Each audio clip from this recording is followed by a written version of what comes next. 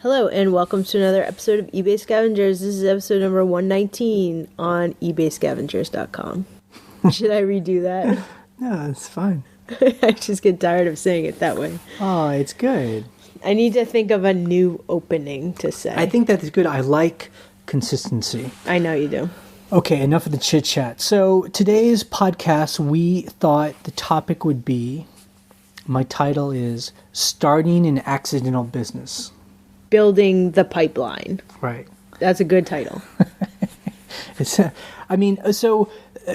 I was coming up with this idea because we get a lot of questions on the blog from a lot of it's new people, and they're like, how did you get started? Or, I'm trying to start my business and I'm confused about this. And, we're seen as experts, I guess, because we have a business. And I always have like a very good answer. I try and be very, I try and explain things about how we got started. But I think people forget that it only makes sense to us now that we've done it. When we were starting, we had no idea what we were doing. We didn't really have a plan. Right. I mean, like you said, it was almost accidental. It was absolutely accidental. I mean, this business was accidental. Right. We stumbled upon it. Yeah, I mean, we'll link to this podcast to the story where we talk about how we got started if someone is new and hasn't heard that yet, because it might be helpful to them.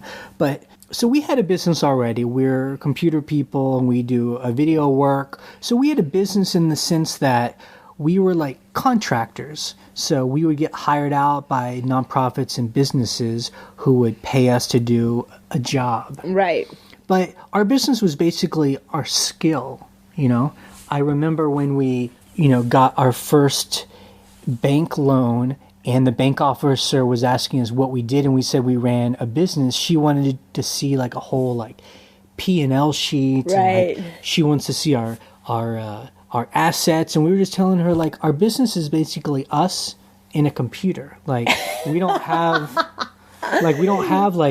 assets in a building and anything like that. Yeah, right. So that's how we had run a business. And then when we were starting eBay, I don't know, there was never really a plan. It was just we started to sell a couple things, and then we were like, I wonder if we could sell more. Right. I mean, we had very small number goals. Hey, let's pay for a Vitamix blender. Right. And also, we didn't have plans for storage. When we started, we weren't we're going to have 3,000 things in our inventory, so we need to build a big building.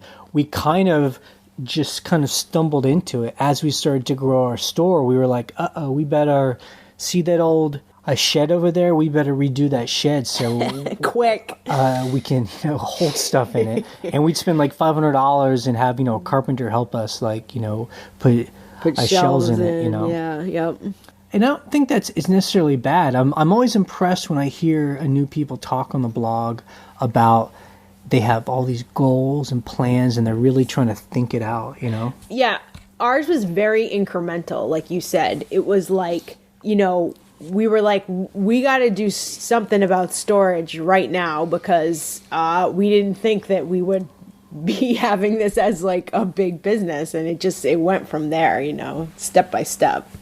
Because I think if we were to start over from scratch and we were just starting eBay business now, but we were going to really try and plan it, I think I might get too overwhelmed. Right. Because basically it's like we run a retail business, Yeah. Which, I've never done in my life, so I had no experience doing it. But I get very overwhelmed because I always assume someone that's going to have a retail store has to have have a building or a brick and mortar place. I feel like you have to put a lot of money up front. I feel like you'd have to have some real fancy inventory workflow. Yeah, and a business plan, and if you're going to get a loan, you have to bring that to the bank. Yeah, all those things that you're I work on computers. I don't know anything about that kind of thing, you know? I think that's a crazy thing about eBay is that, and when I read other people's blogs, when people are is working from home, I think that's pretty common. People are just kind of doing at home. They're selling things from home. They slowly start making cash. And they either, realize I just like to make a small amount part-time, or they start to really grow that business and they like, you know what, I'm going to take over the basement, you know?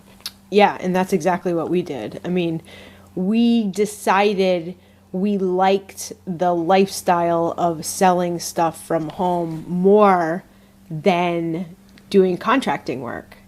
That became apparent very quickly over, I would say a couple of years, but that's pretty quick. See, and I think what you just said is important, is that I think that's, having a successful eBay store is not inevitable, I think that it's exciting. It makes it seems exciting. Hey, I can make all this. It's money buying and selling old shoes. I just think, though, you really have to be into it. Yes. And when I hear people ask its questions on the blog, it seems like even if they've been selling for a while, I can just tell in how they are writing its questions or the things they say. This isn't built for everybody, Like, it seems like some people just don't want to deal with all the little details that you have to deal with every day. Or, you know what? They just hate dealing with people. Right, and so this is a very much the wrong job for you if you hate it. And I mean, there are other aspects of it. I've met some people who do like local foodstuffs, and they really want to sell online, but they don't understand or care about shipping. They don't understand about, contacting and being in contact with your customers. And I'm like, you should go to the farmer's market co-op. Like, that makes sense for you, but it's a different world than, doing stuff in person. Right.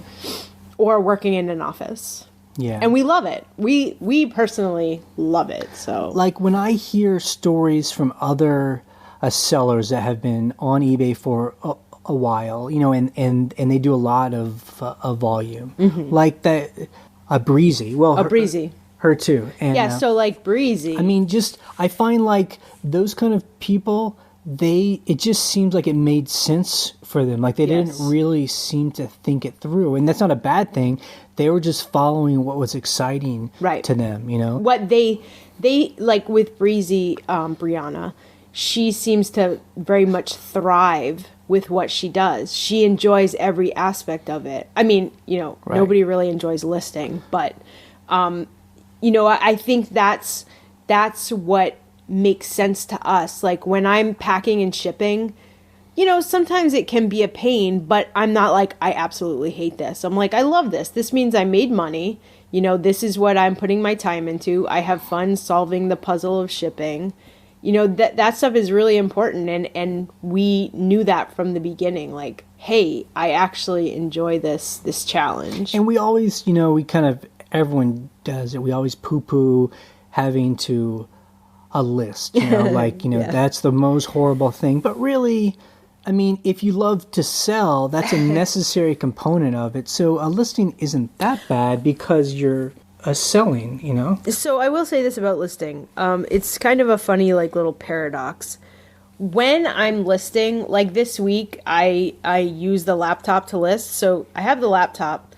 I have everything on Google Drive, so I don't need notebooks. I can just sit on the couch, and that is my job. And it was funny because you were coming in and out of the house, like looking for things, getting cleaning supplies, getting lunch, whatever. And I had permission to be like, don't talk to me. Like, I am in a zone. This is totally zen. Like, I am on a roll. So it's kind of a cool thing because in a way, it can be kind of meditative because you're just like there and you're like, nothing else has to get done but listing. I don't have to take pictures. I don't have to clean things. I don't have to sew a button on something. It's like you're just sitting there. So this week, I actually had that realization of like, it allows you to put everything else away and you just sit there and you do research and you list stuff. And the cool thing was a bunch of like high dollar items that I listed this week sold within a couple days. So it's that like instant feedback loop. So while listing does seem tedious, it's also a way for you to just like, be calm and sitting and just like, this is my job right now. So that's kind of cool. And, I think too that our business now isn't set. It's not set in stone. Right. It's not, I feel like our eBay business is always kind of changing. Even if they're small changes, we will lose interest in selling a certain kind of item, and we stop buying and selling that thing, and that changes our business, like how we store things, right now we started with clothes, and we still have a lot of clothes, but I almost can imagine a time when we stop selling clothes, and that would totally change our storage. Yeah, because we have one whole storage. This sounds so ridiculous. We have one whole storage building, which is clothes and shoes, and there are bins that we have of shoes where there's only a couple of that kind of shoe left because we stopped buying them, whatever it is they are. The cool thing is that space is now available for something else. Yeah. I'm like, what should we put in there? And so I don't know if we ever have really a master plan, Obviously, we all like to make more money, I'm sure that that's a natural thing, but that's so abstract. We don't really think like that, We need to make more money. We just think like, how do we get more money out of the items that we're trying to sell while still being interested in those items. Right. And like you were saying, that the cool thing about it is evolving weekly, monthly. And that's what's cool and different about like a brick and mortar store is, like you said, you stop buying things you're not interested in, you pass them over at the thrift store, and you start going for the things that have been selling for more. And that's an evolution that I think can't happen with regular retail, because like you said, you bought all this inventory and it's filling up the store, and, there's not that like... And I think, and this is something we would talk about with Mikey and Wendy, it's often not about our store, it's about our lifestyle. Right. We're more interested in asking questions about like, what do we want our lifestyle to be? Like, are we having fun being at home all the time? If we don't want to be at home all the time, how do we change that? Yeah. Do we travel more to go to auctions? Do we exactly? Do we want to start, turning off our store half of a year? If we were to do that, how would we live during that time?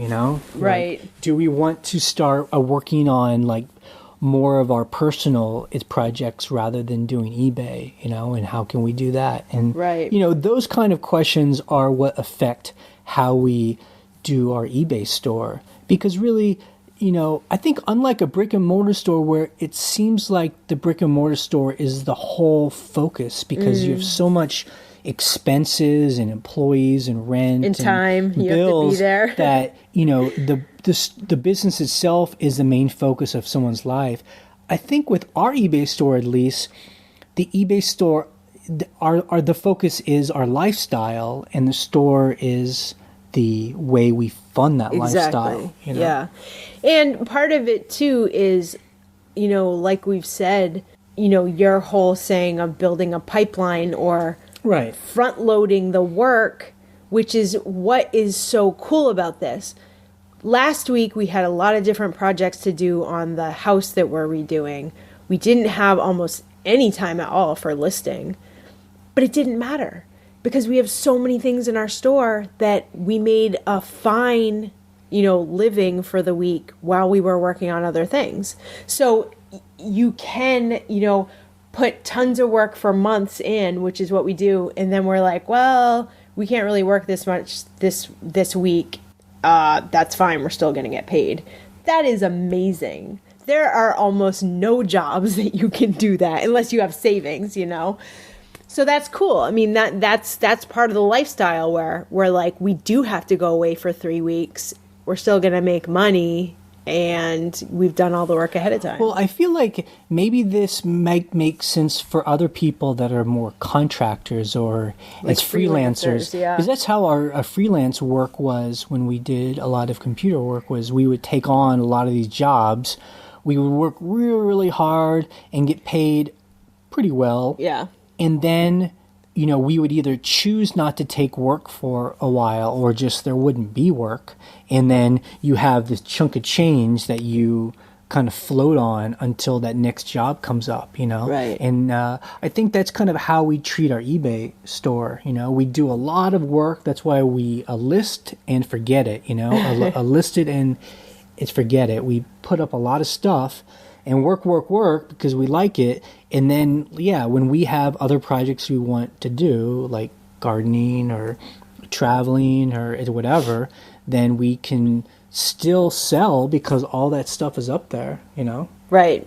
And then we can go back into it. Exactly. I think what was interesting about how you started this too was, we really kind of like did this step by step, very little, like kind of like not on purpose. But if we had been like, okay, we're going to start a huge eBay store. We need a massive storage. We need to buy all this inventory. I would not have been able to do it. And I think that that's a different mindset than, some people have, where they're not just like accidentally slowly doing it. They're like, I got to do this because I'm wanting to quit my job right this minute, So it's a different, mental state that you're in when you're like, go, go, go now. Or, this might be cool. I would love to hear if anyone could comment on this podcast about if maybe you started an eBay store that is now your full-time business, and if you did it the other way. Because there must be people that are a little more, that are into planning, and they started out and they had the plan to make it a big business. Yeah. And they invested, and then it actually worked, It's just two different ways, but I would love to hear if that does work that way. Right. Although the thing about eBay that I find is just the way of eBay is most people start by just selling their own stuff that they want to recycle or get rid of. So that's different than something like Amazon. People don't really do that on Amazon, but eBay is kind of like, people view it as a kind of yard sale, like an online yard sale. So they're kind of it's almost like most people start out that way. But, is there someone who was just like, boom, go? Well, I even see the guy over at the online selling experiment, the guy who we interviewed. Ryan. Mm-hmm. He, even his businesses are like that. He's very focused. He's trying to make this, a big business for him. Right. But, he posts his numbers every month and, posts a couple times a month about how it's going. And he talks about things he's doing wrong, things he's doing right. He's changing things, He sells some on eBay, but he's doing more Amazon because he likes that more. I think that's really probably the smarter way to go about building any kind of online business, whether it be eBay or Amazon, just where you just kind of start and you follow what's enjoyable to you, Right. And, we try not to have, at least at first, we try not to have like crazy numbers we were trying to hit. We were just trying to hit numbers that we thought would be possible. Right. And that worked. I mean, that was good. And, and so, right now our number is we want to try and gross $2,000 a week. Right. Because that helps us pay all of our bills. We have extra money to save or pay off debt, that's what we need. Instead of saying we need to make $10,000 every week, which we do need to make that. Yeah, but I think we know our business well enough that kind of number isn't a number for the amount of work we're able to put unless in. We were totally to change how we do things. We could, if we were hardcore, like drinking coffee like 24 hours a day, like being completely burnt out, maybe we could do that. Yeah. I don't like that kind of life, you know. I like the pace we have. I think at this point, for the time we're at now, we found a good pace for the amount of money we need and have an enjoyable lifestyle at the same time. Like we said, our business is really what funds our lifestyle, and the lifestyle is the most important thing for us. And I've said this to you before, and I know you think it's funny, but I feel like the past couple of years have felt like I'm at like eternal summer camp, It feels just like, it's like if you wake up and there's like a little task to do during the day. Yeah. But really, it's like you're in summer camp, where you kind of have it's your whole life and you're enjoying yourself. Well, you have the freedom to take your time, put the work in, but put it in when you want and how you want. And the good thing is, and you're not, this is something that happens sometimes when you're a freelancer. Some people understand this.